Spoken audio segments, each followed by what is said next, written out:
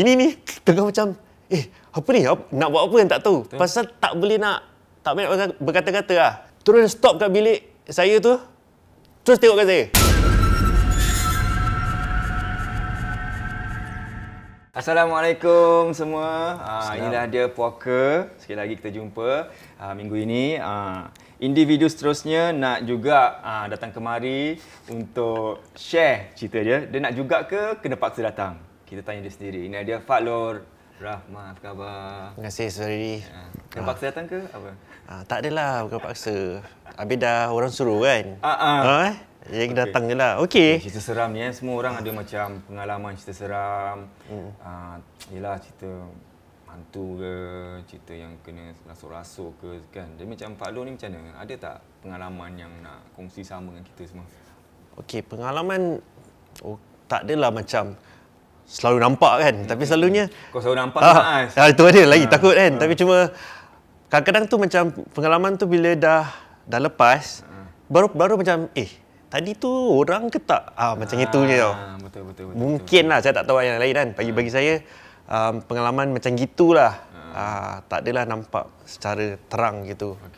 Jadi contohnya, dulu saya masih kecil, saya tinggal kat Bedok. Bedok South lah. Tapi tak kat mana lah, Bedok South je lah. Boleh kan? Boleh cakap kan? Boleh. Tempat Bedok South. Tapi blok tu dah end blok pun. Cuma dulu tu macam banyak cerita lah. Banyak cerita kat kawasan situ lah. Memang kat kawasan tu pun ada tanah kubur yang lama. Oh, yang ada apa tu playground.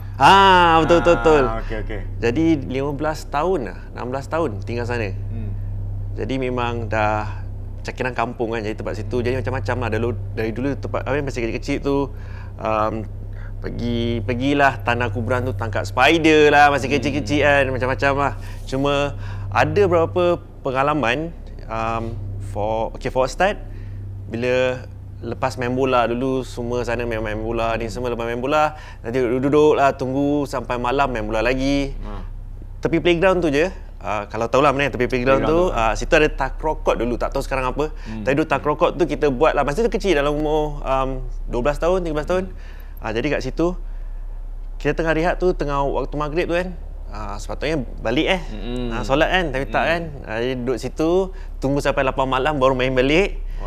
Tapi kita respect tak nak main bola sebab tengah maghrib. Pandai itulah, beli air tapi duduk. Tapi tak solat. Macam itu. Jadi itulah zaman nakal. Jadi tengah duduk tak rasa takut pasal kita dah hari-hari nampak tempat tu kan. Jadi rasa macam tak ada apalah. Cuma bila tengah duduk tu ni semua, masa tu playground tu lama yang ada pasir tu kan, bukan sekarang punya. So pasir tu salah satu daripada kawan lah. Terus tengah duduk minum air, terus dia siut. Jadi kita nampak playground tu, dia punya swing tu bergerak sendiri. Jadi kita mula macam mungkin angin, tapi tu lama, 5-10 minit. Dia tetap juga bergoyang sama. Dia tetap bergoyang sama. Momentum. Tu belakang playground tu baru kubur. Jadi nampak bergoyang. Jadi kita diam, baik nak main bola, terus tak jadilah main bola. Masa itu saya tinggal betul opposite playground tu. Ada road, jadi opposite blok inilah. Blok berapa tu? Blok. Jadi saya tingkat 10. Jadi memang every time kalau buka tingkap tu boleh nampak playground dengan kubur tu, tanah kuburan tu. Itu masa tu umur saya dalam 12-13 tahun sampai 12 tahun.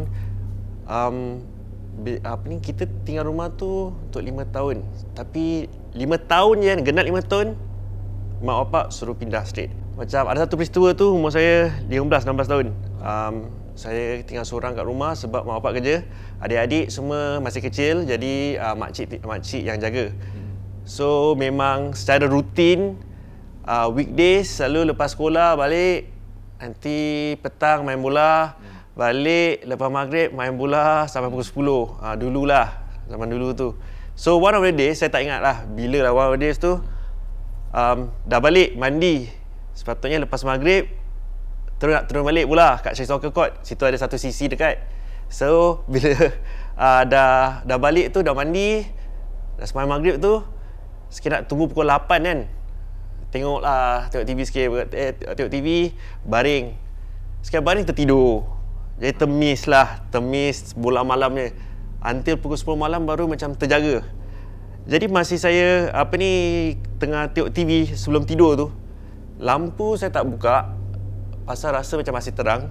Jadi TV je. Jadi pukul 10 malam memang dah semua gelap lah. So terbangun. Sekali bila terbangun tengok jam pukul 10, alamak. Dalam hati ni macam alamak aku miss bola. Tapi apa yang buat terjaga pasal bila dah terbangun tu tak pakai baju saya pakai seluar bola je. Pasal rasa ada orang ketuk pintu. Jadi tengah diam tu baru bangun kan 2 jam tu tidur, terus bunyi ketuk lagi. Dan saya dulu memang tak tahulah. Selalu tak tutup gate. Tutup pintu je. Gate selalu terbuka. Gitu dulu tu. Jadi baru perasan macam ada orang ketuk pintu. That's why saya terbangun. Saya bila buka tu, ni 1998. Saya tahu sebab ada reason dia. Buka pintu tu, saya nampak ada seorang tua. Orang tua ni saya tak nampak sangat. Dia tudung, kala hitam, bongkok. Dia cuma tanya, Cu, mak ada? Tak ada. Saya ingatkan macam, pasal memang selalunya kat situ ada orang lah macam minta sedekah. Bukannya apalah macam orang tu. Tapi orang tua ni tanya, Cu, mak ada? Tak ada. Bapa ada? Pun tak ada. Habis tanya, adik ada? Semua dia tanya. Tu dalam hati tu adik ada. Macam kenapa nak tanya adik Pasal my thinking is that you want some money, that kind of thing. Sekarang adik ada. So macam nak tengok muka dia pasal tak nampak. Pasal dia tudung ke depan sangat. Dia kurang nampak. Cuma saya tahu hitam. Saya macam tunduk berbuah tapi gitu. Dia macam nampak dia punya dagu je lah sikit lah.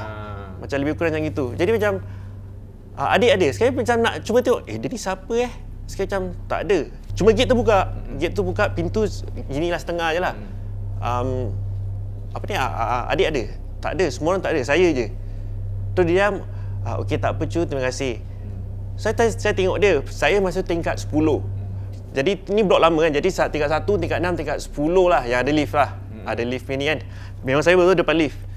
So dia nak turun tangga. Saya tengah tengok dia turun tangga, dah nak tutup lah. Sekali dia turn. Dia pusing. Saya bila dia pusing tu, baru saya perasan muka dia. Muka dia macam, saya memang pernah nampak orang tua ni semua. Cuma saya tak pernah nampak muka orang tua yang macam ni kan, pipi macam termasuk pipi termasuk. Termasuk gitu. Macam termasuk gitu, dan dia punya dagu pun macam panjang. Termasuk. Dia macam macam termasuk je. Cuma hidung dia tu yang panjang.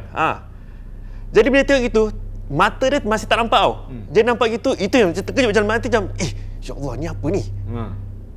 And dia tanya specifically, sini mana ada orang Melayu? Sekarang macam terus, padahal tingkat 8 ada. Saya ingat, saya tahu ada jiran tingkat 8. Tapi saya cakap, tingkat 2 ujung. Pasal saya tingkat tingkat ujung. Main ni sembarang main tembak sembarang. Tingkat 2 ujung ada adik. Okey, terima kasih. Tapi dia turun tangga. Tu jam saya tutup pintu. Tak pernah telefon mak. Saya telefon mak kat mana? Kenapa lambat balik? Jadi mak pun cakap, dah kenapa engkau?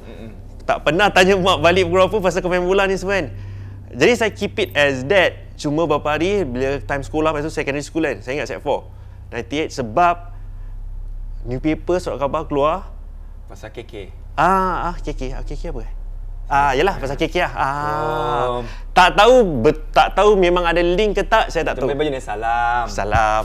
Dia tak ingat, tak dengar pun dia salam tengah tidur. Jadi saya tak tahulah ada link ke tak, itu saya tak tahu. Cuma apa yang peristiwa tu memang a few days before surat khabar newspaper tu keluar. Saya ingat lagi front page. Dia keluar lepas tu dekat Pasir Ris lah ke apa, pasal tinggal Bedok. Saya tak tahulah ada link ke tak. Cuma it happened at that time. Okey. Jadi itu one of the pengalaman lah yang kat sana. Dia macam cari anak dara tu semua gitu macam gitu Itulah tak tahu. Masa tu tak tahu pun. Dalam hati apa pasal mungkin dia tanya adik. Saya tak tahulah kurang pasti. Memang saya tak mahir dalam ni semua. Cuma itu happen masa umur saya 16 tahun. 16 tahun. Jadi itu yang buat rasa macam seram lah. Bila dia dah lepas tu baru rasa, ni mungkin bukan orang. Tak tahulah. Mungkin lah kan. Itu siang hari kan? Tak, tu pukul 10 malam. 10 malam. 10 malam. 10 malam pukul 10 malam. Jadi itu one of the pengalaman. Kat situ kalau saya tinggal sana tu, nak kata saya nampak tak lah. Macam you know how kita orang Melayu nanti bau bau wangi sangat pula. Macam mana sebab bau wangi sangat? Macam dia macam gitu je. Nak kata nampak tak perasaan tu je. Mungkin sebab memang kubur kat opposite. Jadi macam-macam pemikiran tu kan. Jadi nak kata ada lepas tu memang tak adalah. Tak adalah sangat ni semua. Itu kat Bedok South tu lah. Lepas saya tinggal Bedok South tu, saya pergi tinggal kat Bedok Reservoir. Bedok Reservoir View. Masa tu rumah tu pun baru bikin. Jadi keluarga semua pergi sana dan kat sana okey, saya tak rasa macam rasa seram sejuk bila kat Bedok South. Saya rasa Bedok South tu lagi ni. Cuma kat Bedok Reservoir View tu ada satu peristiwa macam kelakar tak, seram pun tak, dia mix lah. Dia mix lah. Okay. Nak kata saya nampak pun tak, cuma kejadiannya sebab arwah bapak saya, dia dulu tukang urut. Okay. Dan saya masa tu ialah tengah teenager kan, 16-17 tahun tu. Jarang balik rumah, bukan jarang balik rumah, lambat balik rumah, main bola lah, apalah ni semua. Jadi selalu balik lambat. Nanti bapak selalu cakap, kau dah balik tu, ni cuci kaki lah ni semua. Jadi okey lah, kadang-kadang gitu. So, bila saya selalu keluar tu, bapak saya lah, selalu dia urut orang, tapi dia selalu urut orang kat bilik saya. Pasal saya tak ada kat rumah kan. Jadi dia selalu ni lah, urut kat bilik saya. Cuma there's one particular incident tu, saya balik dalam pukul 1 ke 2 pagi lepas main bola ni semua, balik sekali buka bilik je, bau minyak kan. Minyak yang urut tu lah. Jadi kalau bau macam alamak, takkan nak marah kan. Jadi terpaksa macam buka kipas, buka tingkap, nanti mandi dulu kat TV, buka TV, kasih minyak, bau minyak tu keluar, baru tidur lah. So dulu tu memang zaman remaja tu suka bila tidur tak pakai baju. So tidur macam biasa, tak ada apa. Cuma bila saya tidur dah mungkin 3 pagi 2-3 pagi, bila tidur tu saya mimpi. Saya kat rumah. Jadi bilik saya, katil saya ni sebelah tingkap lah. Jadi pintu dia kat sini. Jadi bila kalau buka mata, saya boleh nampak living room. I'm the first room after living room. That's my first room lah. So I can see the living room all the way sampai pintu tau. Pintu masuk rumah. Jadi bila mimpi tu, lampu semua tutup.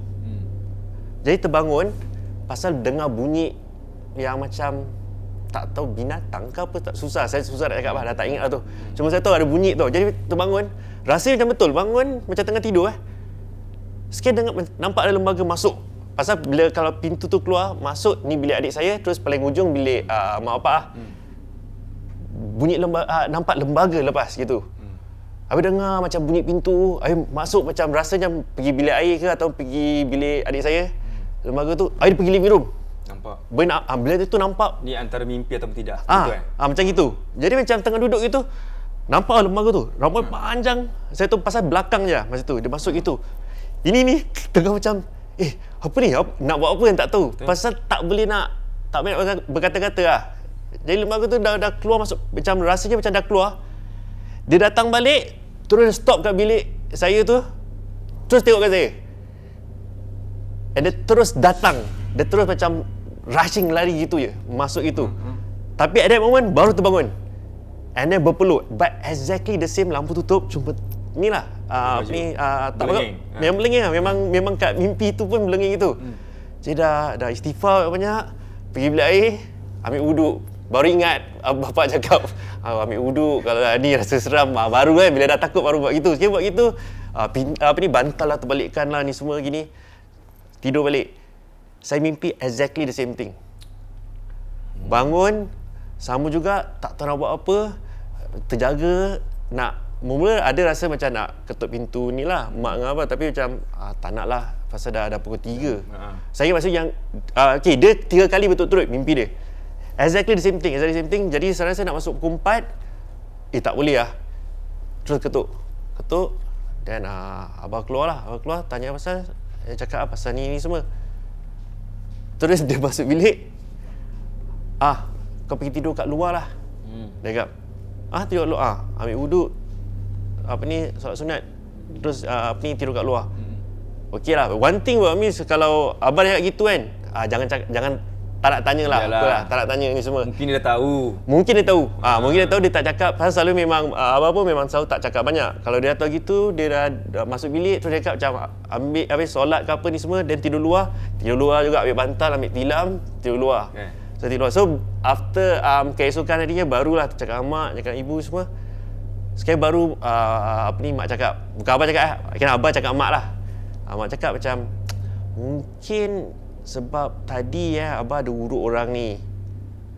Dan mungkin adalah kat dalam apa-apa. Dia terlepas mungkin pasal dia tak boleh keluar. Itu mak cakap. Tapi saya punya relationship dengan bapak macam jarang kita berbual pasal ni. Jadi mungkin lah, saya tak tahu. Cuma betul, tapi tidur kat living room tu tak ada apa. Terus macam biasa. And bila after yang apa ni, bila keesokan malamnya bila tidur balik, tu dah tak apa. Cuma that particular night je. Hari urut tu je lah. Hari urut tu je. And bila saya tidur kat living room, bapak tidur kat bilik. Bilik saya. So like I said pun, saya pun tak tahu, but mimpi tu is real. I seen that thing 3 times datang, the same thing happen. And mak mungkin nak bagi tahu yang saya terperangkap dalam rumah ni. Mungkin saya nak tahu mana pintu keluar. Tak tahu, saya tak tahu. Dia pandai je buat anda ayat. Satu lagi, kalau macam tengah syuting apa tu semua kan, ada tak cerita-cerita yang macam syuting Oh, dalam penggambaran selalu buat cerita macam kat Sembawang. Wow. Okey. Macam saya cakap, ada peristiwa macam bau-bau ni semua. Tapi there's one particular penggambaran yang rasa takut lah. Sebab masa tu memang kita buat penggambaran dengan satu kawan saya lah. Apa ni, 6-7 years ago. 2013-14 lah. Gitu. Kita ada shoot di series. Ni series dia, boleh cakap ke nama? Sukati? Sukati. Penggambaran lah, cerita macam Scooby-Doo lah. Okey. Dia macam ada macam, kan Scooby-Doo kan cerita macam ada misteri ni semua, tapi bila find out ni cerita dia. Ini yang ke hantar barang tu bukan? Hantar barang? Yang ceritakan tu. Mungkin nak share? Hantar barang mana? Yang dalam kereta bunyi bising ke apa tu. Itu baru lah. Kan? Ingat? Lupa. Takkan lupa. Ke mana hantar barang mana? Macam, baru-baru Ya, baru juga. Okey, saya ingatkan awak Okey, ni cerita ni saya memang panggil Pak Lo, so ceritakan pada semua. Dia lupa, saya ingatkan. Cerita ni, ingat tak awak lepas syuting, lepas tu balik, mengopi, lepas tu isteri telefon. Okay. Baru tu baru. Itu baru, okey. Itu baru. Okey. Dan cakap yang itu ke yang barunya? Yang barunya. Mana yang lebih seram? Dua-dua seram. Okey. Dua-dua ada elemen. Okey, yang fast. Okey, yang ni yang 2013 punya. So cerita macam Scooby-Doo ni. So episod pertama ni, saya dengan kawan saya, pelakon juga, kita scene dia, kita nak tangkap kononnya ada lembaga. Okay. Tapi cerita dia kesudahannya, padahal bukan orang ni kurang tak siuman. Itu cerita dia lah. So scene ni, dia rumah dia 2 tingkat. Rumah ni dekat timur Singapore, dekat east juga. So rumah macam rumah private gitu lah.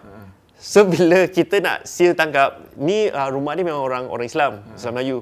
Jadi anak dia macam tengok kita macam Ghostbuster lah, dia suka lah nampak ni semua. Kita dengan gadget-gadget ni semua. So scene tu, dah saya dengan kawan saya pelakon tu kat atas dekat tangga. Jadi scene ni bila director cakap action, kita letak net, terus kita datang. Dan terus dapat tahu ni orang sebenarnya. Macam gitu. So bila action, jadi dia ada orang rumah ni ada ada anak. So anak dia 4 tahun, 5 tahun gitu. So dia macam excited. Jadi director macam cakap, tak apa, suruh dia sembunyi dengan kita juga. Jadi dia dengan kita. Jadi dia macam macam kira-kira macam sama-sama lah. Tapi dia tak keluar. Kita cakap, okay, you sit here, when action, then abang will go, okay? Alright, okay, high five ni semua. So bila dia pun sama-sama, bila action, okay, kita letak net ni semua, kita terus, lama buka ni semua. So dia kat tangga, saya dengan pelakon yang pelakon itu pun sama juga. Yes, we get the ghost, we get the ghost. Habis dia ketawa, dia dah senyum gitu. Saya cakap, abang. Then this one, dia tunjuk sebelah dia. Elemen surprise tu.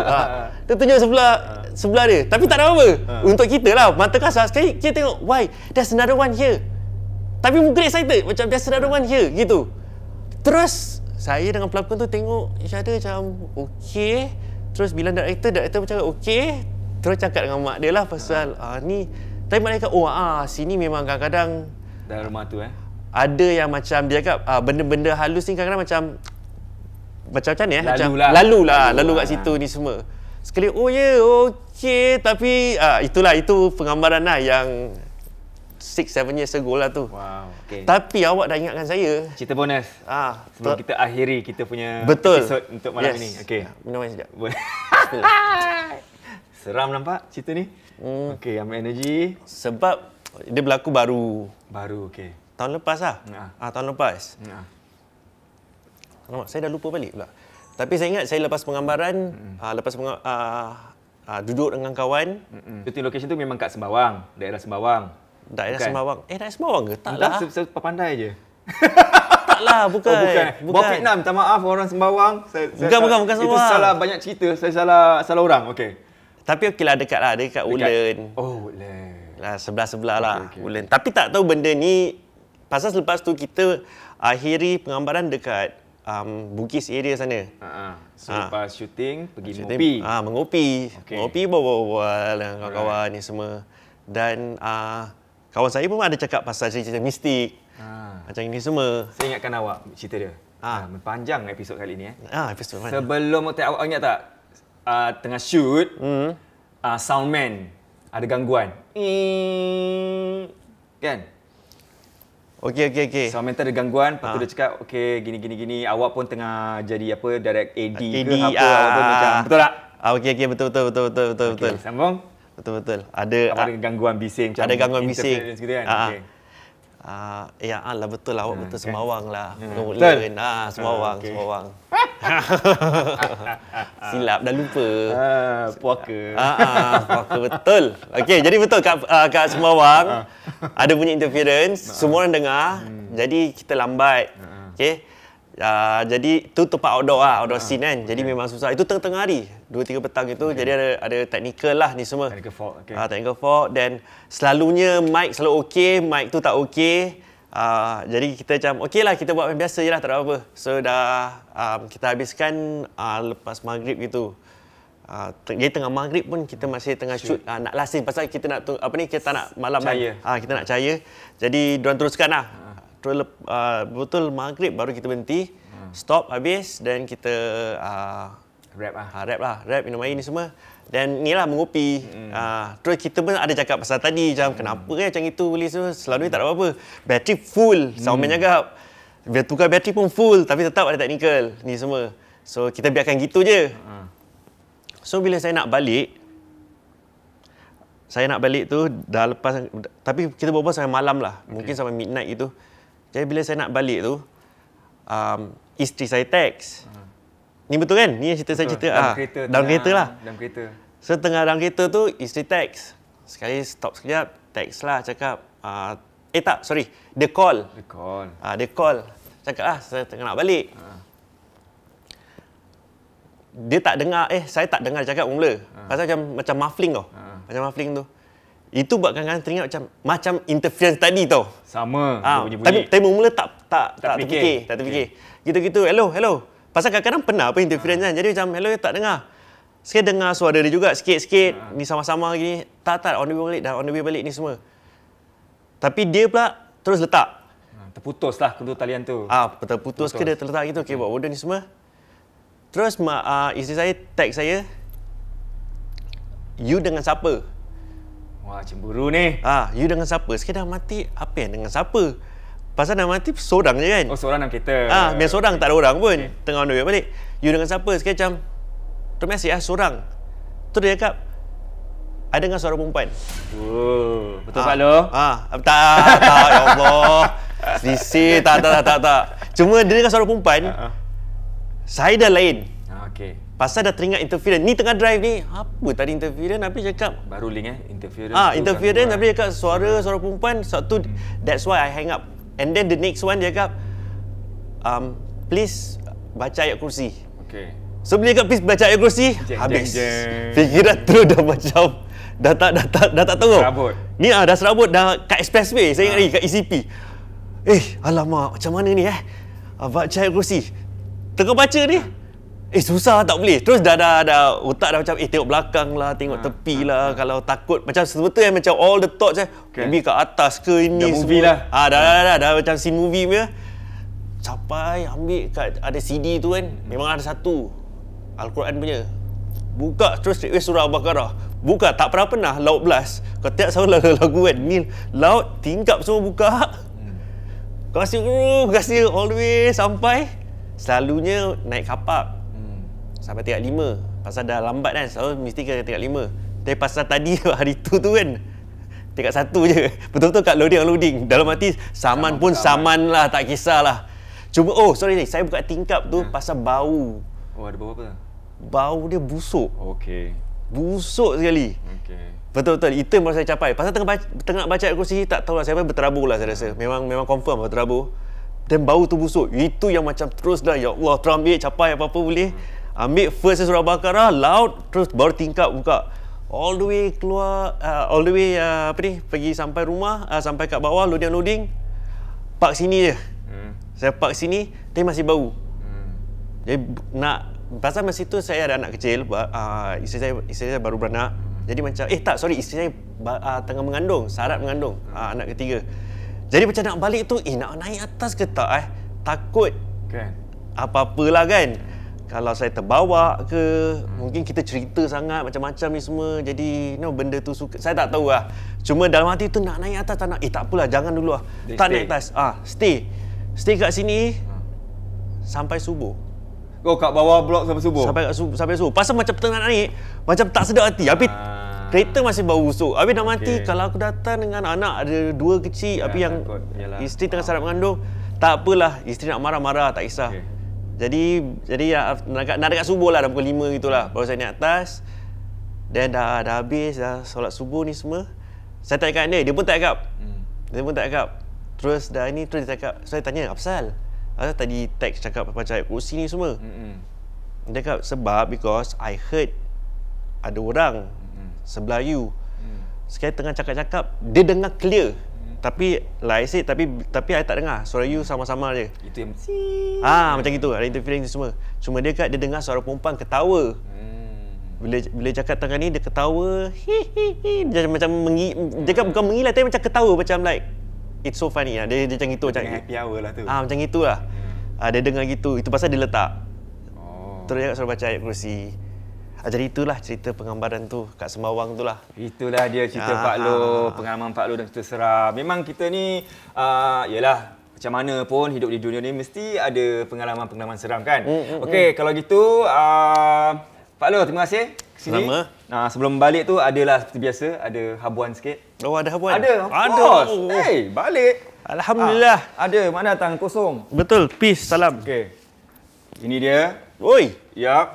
Terima kasih sponsor. Sponsor. Thank you. Terima kasih. Very good. Daripada Dream Donut. Dan yes. ini Mina Chips, salted egg. Wow. Kan? Ini ada apa ini? Biasa popular. Takoyaki. Dan ini apa? Apa ni? Baca apa? Lola Voila. Yes. Ini tahu bergedil. Wow, tahu bergedil. Wow. Dan ini dia yang awak tunggu-tunggu ini dia. Ini dia Wali Fragrance. Untuk awak. Bagus. Alhamdulillah. Banyak sekali lagi kena kemari. Terima kasih Saudari. Dan sama. Dan bagi anda di luar sana kalau korang ni semua nak artis mana ataupun selebriti sesiapa pun, kalau ada kawan-kawan yang nak bercerita, nak kongsi dalam rancangan saya ni, Puaka ni, sila email kat bawah ni, bagilah komen semua kat bawah ni, dan kita jumpa lagi minggu hadapan. Ingat, puaka tak kira usia. Assalamualaikum warahmatullahi taala wabarakatuh.